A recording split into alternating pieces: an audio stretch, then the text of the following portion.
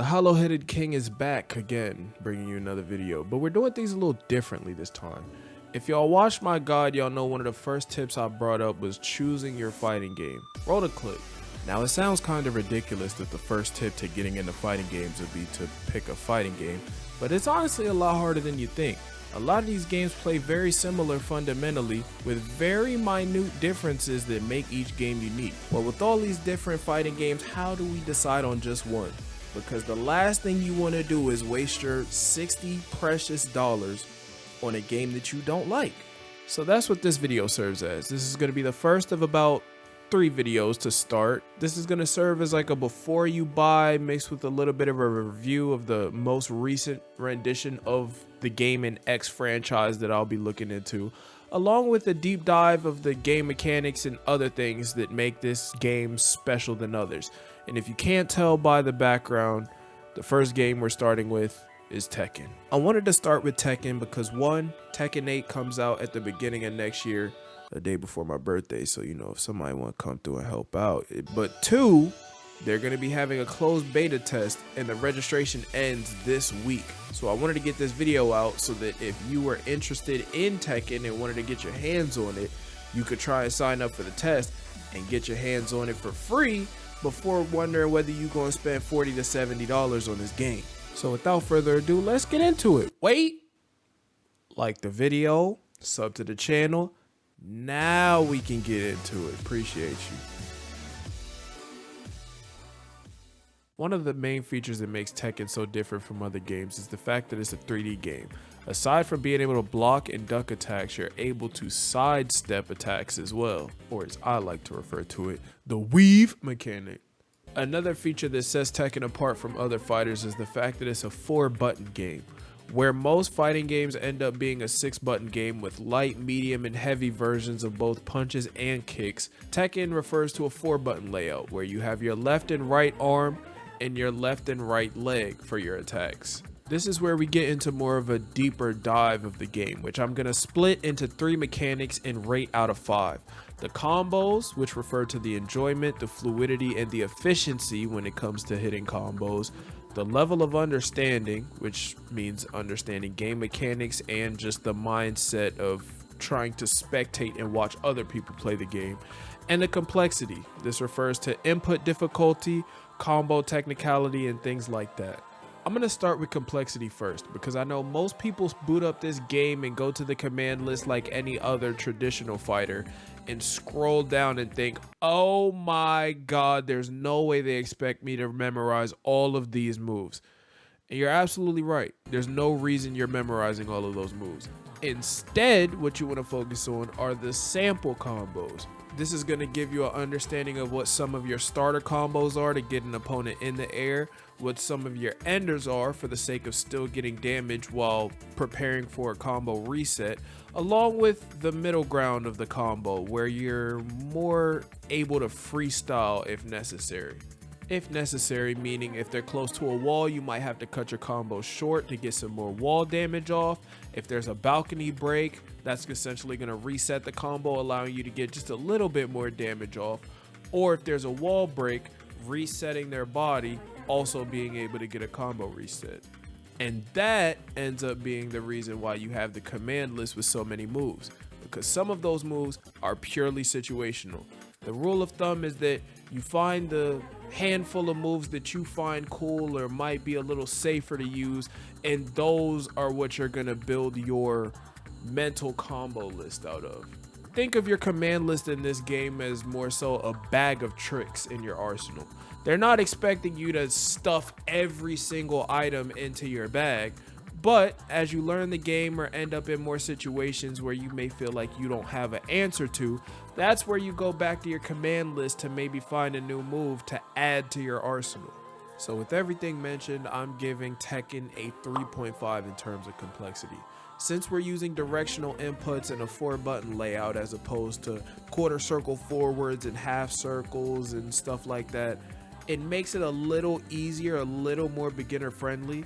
But since you have so many directions available with 4 buttons, the amount of combinations possible for coming up with a combo and making such a long command list it can be a little daunting for first-time players.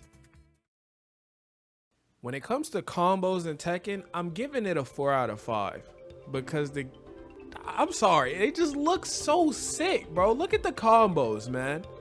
Yeah. Oh, the low power. We might get it, man. We might get it. It's a sight. Hang on a second. People with access though, but this might be dead. Radar.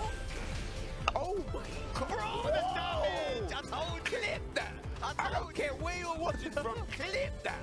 That was bananas. The damage, I'm telling you, the rage drive damage. But yeah, man, both from a player's perspective and a spectator's, the combos are enjoyable to watch. They look fluid.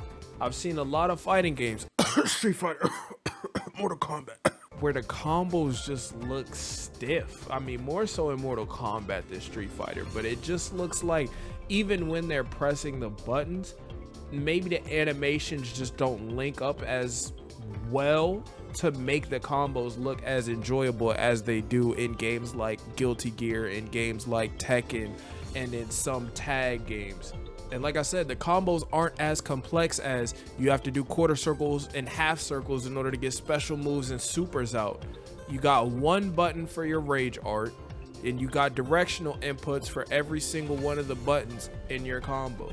That's not as difficult. And I was gonna bring up the rage drives, but seeing as how that's technically getting deleted and replaced for heat in Tekken 8, we'll kind of just skip over that for now. But yeah, 4 out of 5 for the combos. Next, for the level of understanding, I'm gonna put it at a 4.5. I'm not gonna lie to you. I feel like since it's a 4-button input, it kind of looks like UFC in a sense, at least from a spectator's perspective. Assuming somebody has never played Tekken before and wanted to watch this, looking at how people play Tekken 7, it looks very familiar.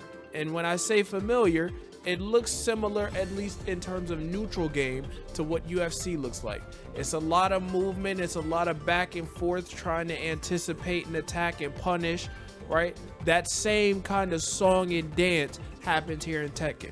Now I understand we've got characters teleporting and standing on swords and doing all kinds of crazy mechanics. That's not as realistic, but as a newcomer trying to watch Tekken, trying to learn it and get into it, I feel like Tekken is relatively easy to follow, if that makes sense.